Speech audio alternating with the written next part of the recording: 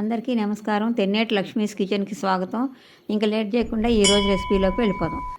ఇవాళ మనం మసాలా వడలు చేసుకుందామండి. దానికి కావాల్సిన పదార్థాలు: మీడియం సైజు ఉల్లిపాయ ముక్కలు, శనగలు 200 గ్రాములు, పచ్చిమిరపకాయలు 6 నుంచి 7, చిన్న అల్లం ముక్క, నానబెట్టిన శనగపప్పు 1/2 కప్పు, బియ్యం పిండి 1/2 కప్పు, తినే సోడా చిటికెడు, తగినంత ఉప్పు, నూనె తగినంత.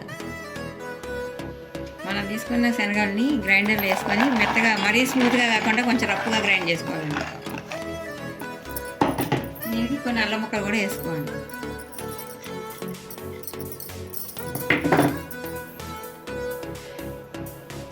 శనగలు గ్రైండ్ చేశారండి. ఇక మరీ మెత్తగా కాకుండా ఇట్లా గ్రైండ్ చేసుకోవాలి, బ్యాటిల్లా కాకుండా.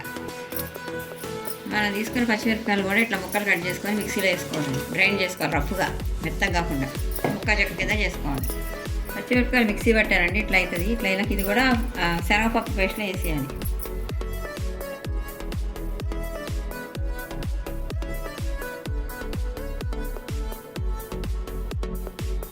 ½ టేబుల్ స్పూన్ జీలకర్ర అండి, 1/2 టేబుల్ స్పూన్ సాల్ట్, 1/4 కప్పు బియ్యం పిండి వేసుకొని బాగా మిక్స్ చేసుకోవాలండి, క్రిస్పీగా వస్తుంది. అట్లనే ఉల్లిపాయ ముక్కలు కూడా వేసేయాలి.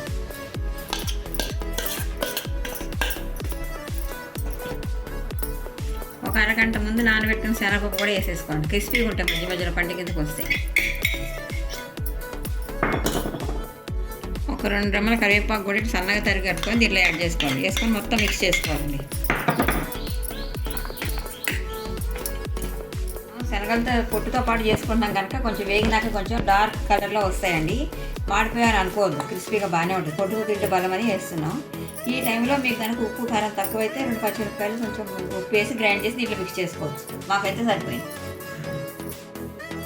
ఒక చిటికెడు సోడా ఉప్పు వేసుకోవాలండి, క్రిస్పీగా వస్తాయి. మళ్ళీ మిక్స్ చేసుకోవాలి. నూనె కాగబెట్టుకొని వడలు వేసేసుకోవాలి. ఇంకా అయిపోయింది మొత్తం బాగా కలుపుకొని.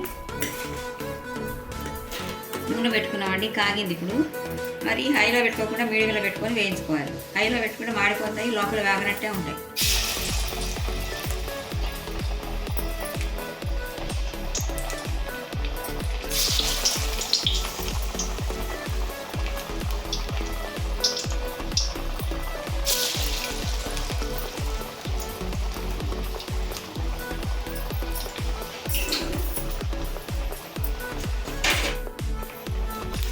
ఇప్పుడు తిరగేసుకోవాలి, 2 పక్కన కాలేదు బాగా.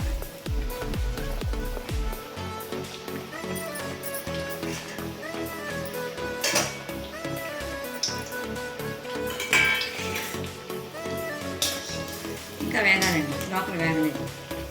మీడియంలో పెట్టుకొని వేయించుకోవాలి. హైలో పెట్టి మాడిపోతాయి, లోపల ఉడకదు, పిండి పచ్చిగా ఉంటుంది.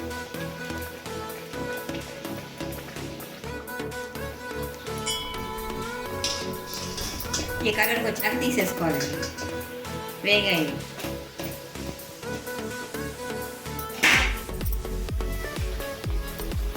మంటను మీడియంలో పెట్టుకొని వేయించుకోవాలండి.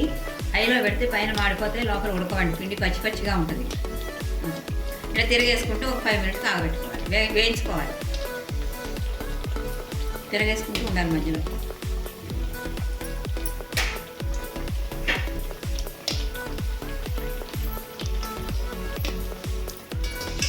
కలర్ వస్తే చాలండి. ఇప్పుడు తీసేసుకోవాలి, ఇంకా ఎంతకంటే మాడిపోకూడదు. ఇప్పుడు ఎంత క్రిస్పీగా వచ్చాయో చూడండి. ఇవన్నీ అట్లా లోపల కూడా మంచిగా ఉడికింది, పైన కూడా కరకరలాడుతుంది, బాగుంది. పప్పులు కూడా బాగా వేగాయి. అంతేనండి, మసాలా వడలు రెడీ అయిపోయాయి. వర్షాకాలంలో వేడివేడిగా వేసుకొని తింటే చాలా బాగుంటాయి. రెసిపీ మీకు నచ్చినట్లయితే షేర్ చేయండి, లైక్ చేయండి, సబ్స్క్రైబ్ చేయండి. నా కొత్త వీడియోస్ మీ వరకు రావాలంటే బెల్ ఐకాన్ ప్రెస్ చేయండి. మరొక మంచి రెసిపీతో మీ ముందరికి వస్తాను. Thank you.